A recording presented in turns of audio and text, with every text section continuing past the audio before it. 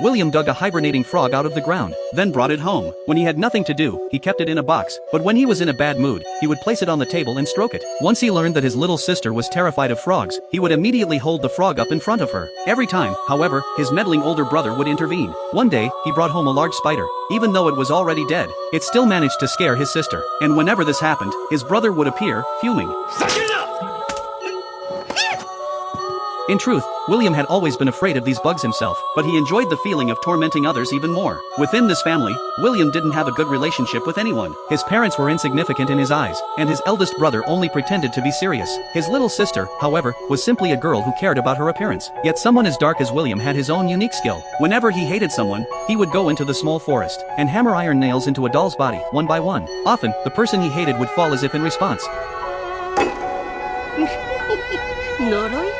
The next day, John didn't come to school because he had passed out midway the night before. When William overheard the girls he liked discussing the incident, he became even more excited. He deliberately revealed the truth, thinking it would get their attention. Little did he know, the girls saw him as a creepy, sinister boy. At that moment, a conflict broke out on the playground. Catching William's attention, he felt it was his duty to avenge the weak. That night, William quietly returned to the small forest. This time, he intended to perform a hibernation curse. He dug a pit, then buried the doll representing Mike inside. Sure enough, the next day, Mike went missing. The classmates began speculating. Some guessed he ran away from home. Others suspected he had been killed. Only William looked pleased, a grin spreading across his face as if his plan had succeeded. What he didn't know was that the forest ranger had already discovered his prank and was furious, swearing to catch him next time. Just as the ranger was about to leave, he noticed the doll buried in the soil. He pulled it out and slammed it to the ground. The next second, Mike was found. For some unknown reason, he had been buried in dirt, but he had only fainted. No real harm had come to him. Once he was sent to the hospital, he quickly regained consciousness. Hearing all this, William felt extremely frustrated.